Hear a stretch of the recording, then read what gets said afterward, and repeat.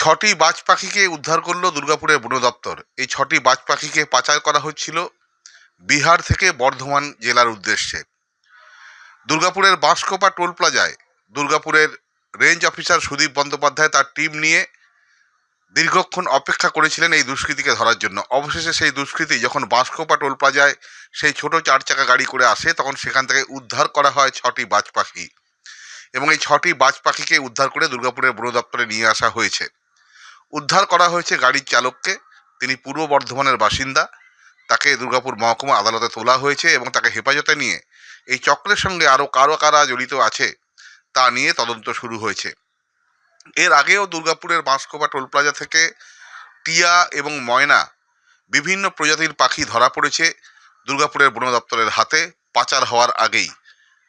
কিন্তু এবারে বাজ পাখি ধরা পড়ল, 6টি বাজ পাখি, তা পাচার হচ্ছিল বিহার থেকে। এর পেছনে কোনো বড় চক্র রয়েছে এমনটাই অনুমান দুর্গাপুরের বন দপ্তরের, এবং সেই সমস্ত বাজ পাখিকে এখন দুর্গাপুরের বন দপ্তরে রাখা হয়েছে। সেগুলোকে নির্দিষ্ট স্থানে নিয়ম অনুযায়ী ছেড়ে দেওয়া হবে, এবং এই চক্রে কারা জড়িত আছে তা নিয়ে তদন্ত শুরু করেছে দুর্গাপুরের বন দপ্তর।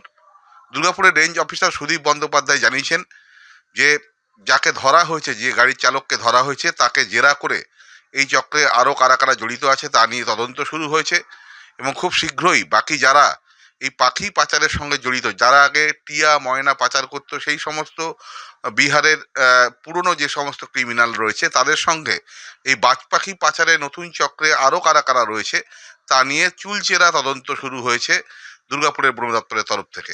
গতকাল একটা সোর্সে মাধ্যমে একটা খবর ছিল যে একটা গাড়ি করে কোনো ওয়াইল্ড আর্টিকেল বা ওয়াইল্ড অ্যানিম্যাল কিছু একটা আসতে পারে। সেই হিসাবে আমরা সকাল থেকে এটাকে একটা নজরদারির মধ্যে ছিল।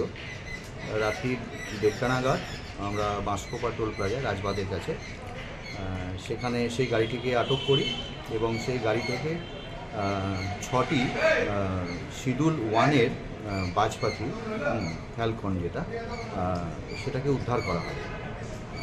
এক্স্যাক্টলি মানে 6টা বাজ পাখি, তার মধ্যে 4টে অ্যাডাল্ট, 2টো আছে জুভেনাইল। একজন আসামি সহ অ্যারেস্ট করা হয়, যে ক্যারিয়ার সেই ড্রাইভার।